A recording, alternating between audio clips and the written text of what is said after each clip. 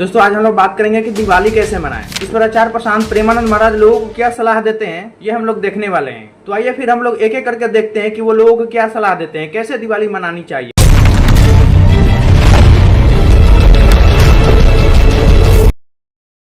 और दोस्तों वीडियो देखने के बाद अपना ओपिनियन, अपना राय जरूर कमेंट बॉक्स में शेयर करिएगा कि आपको किस तरह का दिवाली मनाना है और किसकी बात आपको सबसे उचित लगी। तो आइए फिर हम लोग एक एक करके वीडियो देखते हैं। तो चलिए सबसे पहले प्रेमानंद महाराज का वीडियो देखते हैं। तो देखिए दीपावली है, दीप प्रज्वलित करो, प्रिया प्रीतम की आरती उतारो, भोग लगाओ और बैठ जाओ लेके माला और 12-1 बजे रात तक नाम जप करो। सिद्ध योग है, जैसे जो अन्य सिद्धियां प्राप्त करते सबको रात में जगना होता है। ये लोक व्यवहार, लोक मान्यताएं, इनको सत्य न मानिए। दीपावली के दिन वो सब खेलते हैं। चलो महाराज जी कम से कम ये तो नहीं कहे कि दिवाली के दिन पटाखे फोड़नी चाहिए, हुड़दंग मचानी चाहिए और भी अनेक प्रकार के जो हम लोग हुड़दंग करते हैं, ये तो कम से कम नहीं कहे। बस वो कुल मिला के एक ही बात कहते हैं कि नाम जप करो। तो चलिए अब आचार्य प्रशांत का सलाह देख लेते हैं कि वो लोग क्या सलाह देते हैं, कैसे दिवाली मनानी चाहिए, वास्तव में दिवाली है क्या। तो आइए देखते हैं। तो देखिए, दिवाली भी जैसी मनाई जाती थी कुछ ही दशक पहले, वैसी आप थोड़ी मना रहे हो। धार्मिक तो बहुत कम है हमारी दिवाली में। मैं बार बार पूछा करता हूँ, पूछता हूँ हमारी इस दिवाली का बताओ राम से संबंध कितना है। डिस्काउंट्स, बम्पर सेल, धमाका ऑफर, इससे संबंध है दिवाली का। वर्मा जी का काजू और शर्मा जी की गुजिया मिला करके गुप्ता जी को दे दी, ये है दिवाली।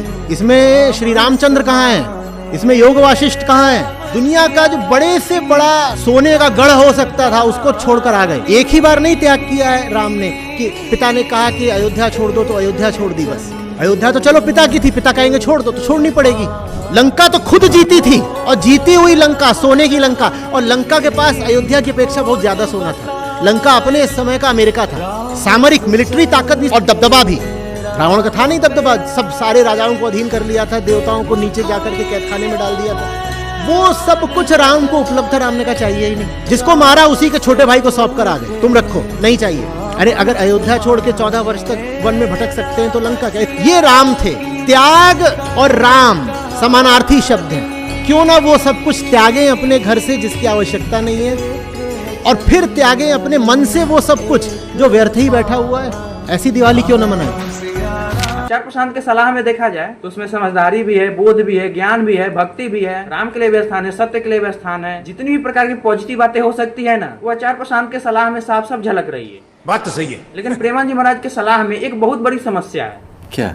उसमें समस्या यह है कि उसमें समझदारी का स्थान नहीं है, बोध का स्थान नहीं है, ज्ञान का स्थान नहीं है। तुम्हें कुछ भी समझने की जरूरत नहीं है, ज्ञान लेने की जरूरत नहीं है। बस जिस देवी देवता को तुम पसंद करते हो उसका तुम नाम जप करो। बात तो सही है। और हमारा वेद उपनिषद कबीर साहब कहते हैं और बड़े बड़े ऋषि संत महात्मा भी कहते हैं कि किसी का भी बिना जाने समझे भक्ति करना वो भक्ति नहीं कहलाती है, वो अंधभक्ति कहलाती है। लेकिन फिर भी अंत में तो आप ही को डिसाइड करना है। तो अपना ओपिनियन, अपना राय कमेंट बॉक्स में जरूर साझा कीजिएगा कि आप किन की बातों से पूरी तरह से सहमत है और किन की बातों से असहमत है। तो कुल मिला के बात यह है कि जिसको हम लोग दिवाली कहते हैं, जिस तरह से हम लोग दिवाली मनाते हैं, वो वास्तव में वो दिवाली है ही नहीं। वो हमारी हुड़दंगई है, वो हमारी बदतमीजी का ही एक रूप है, जिसमें ना राम का स्थान रहता है, ना त्याग का स्थान रहता है, ना बोध का, ना समझदारी का। तो दोस्तों हमसे पूछिएगा तो हमारे नजर में तो आचार्य प्रशांत जो सलाह दे रहे हैं वो सबसे बेस्ट और सबसे उचित है। अगर कोई भी थोड़ा सा समझदार, थोड़ा सा अक्लमंद होगा तो आचार्य प्रशांत की बातों से 100% सहमत होगा और उन्हीं की सलाह, उन्हीं का एडवाइस मानेगा।